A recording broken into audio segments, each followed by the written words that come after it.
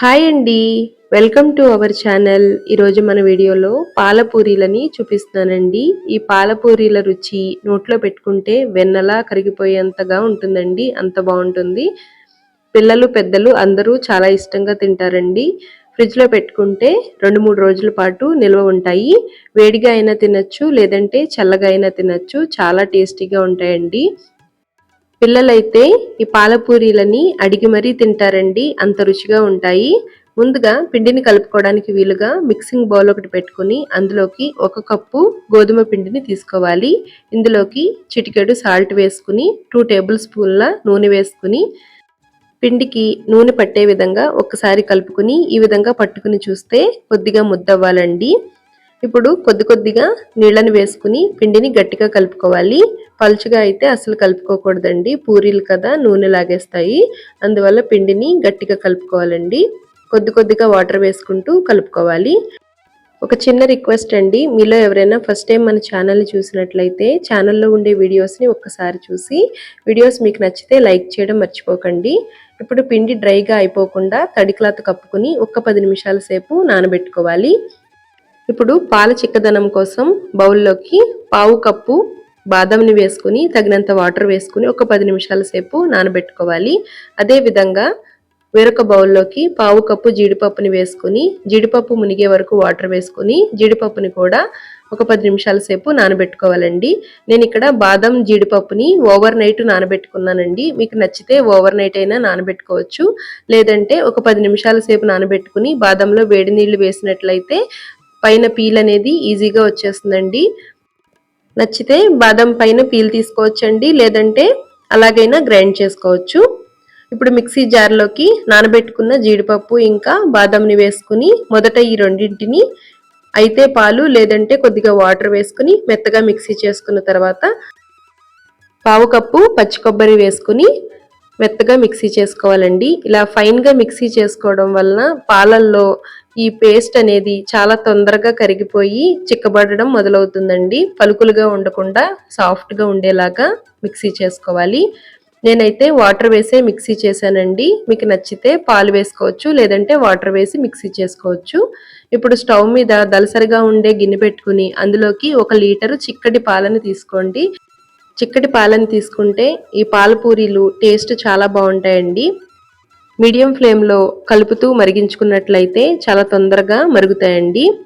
పాలు లీటర్ తీసుకున్నాం కదండి, 3/4 లీటర్ అయ్యే వరకు పాలని మరిగించుకుంటే దగ్గరగా అవుతాయండి. ఈ విధంగా కలుపుతూ పాలని మరిగించుకోవాలి. నేను ఇక్కడ ఆవు పాలు తీసుకున్నానండి. ఆవు పాలు కొంచెం పలుచగానే ఉంటాయండి. ఇప్పుడు ఇందులోకి మనం మిక్సీ చేసి పెట్టుకున్న బాదం జీడిపప్పు కొబ్బరి పేస్ట్ని వేసుకోవాలి. ఫ్లేమ్ని లోలో పెట్టుకుని వేసుకోండి. జీడిపప్పు ఇంకా బాదం వెంటనే అడుగంటుతుంది.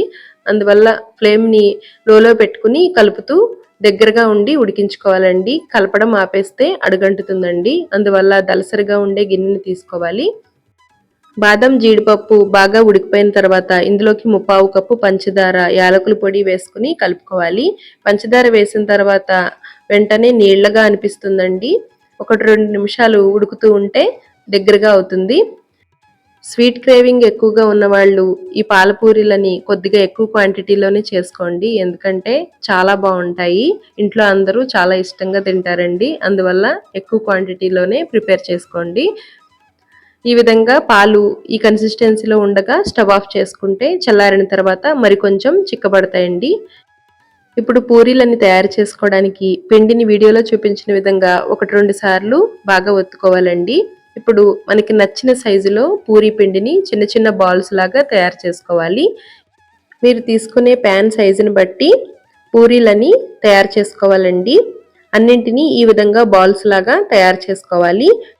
ఈ పాలపూరీలకి గోధుమ పిండి అయినా లేదంటే మైదా పిండి అయినా తీసుకోవచ్చండి. వీటికి పూరీలు పొంగినా పర్వాలేదండి, పొంగకపోయినా పర్వాలేదు. అన్నింటినీ ఇలా రెడీ చేసుకున్న తర్వాత తడి క్లాత్ కప్పుకుని పక్కన పెట్టుకోవాలి. ఇప్పుడు పొడిపిండి జల్లుకుంటూ వీడియోలో చూపించిన విధంగా పూరీలని ఒత్తుకోవాలండి.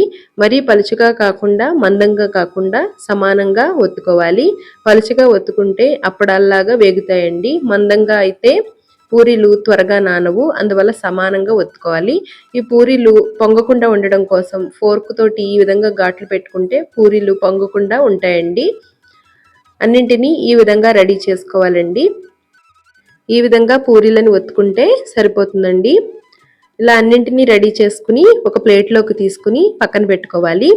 ఇప్పుడు డీప్ ఫ్రైకి తగినంత ఆయిల్ పెట్టుకుని ఆయిల్ బాగా వేడైన తర్వాత ఫ్లేమ్ని మీడియం టు హై ఫ్లేమ్లో అడ్జస్ట్ చేసుకుంటూ పూరీలని వేసుకోవాలండి.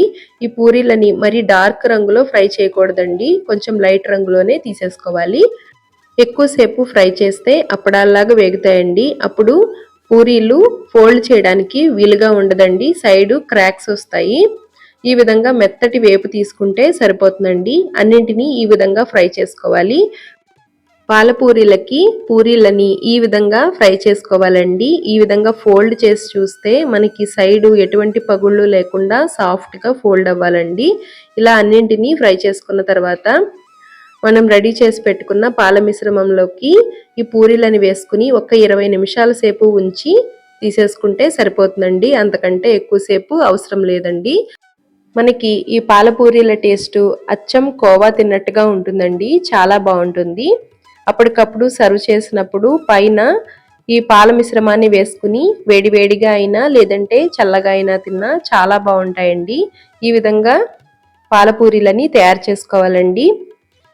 చూసారు కదండి, పాతకాలం నాటి తీపి వంట పాలపూరీలు నోట్లో పెట్టుకుంటే వెన్నలా కరిగిపోయేంత రుచిలాగా ఉంటాయండి. తప్పకుండా ఇలా ఒకసారి ట్రై చేయండి. ట్రై చేసి ఎలా వచ్చాయో కామెంట్ చేయండి. ఈ వీడియో నచ్చితే లైక్ చేసి మీ ఫ్రెండ్స్ అండ్ ఫ్యామిలీ మెంబర్స్కి షేర్ చేయండి. మన ఛానల్లో ఉండే వీడియోస్ని మీరు ఎప్పటికప్పుడు చూడాలనుకుంటే ఛానల్ని సబ్స్క్రైబ్ చేసుకుని పక్కనే ఉండే బెల్ బటన్ క్లిక్ చేయడం మర్చిపోకండి. మరొక మంచి వీడియోతో మళ్ళీ కలుద్దాం. Thanks for watching. బాయ్.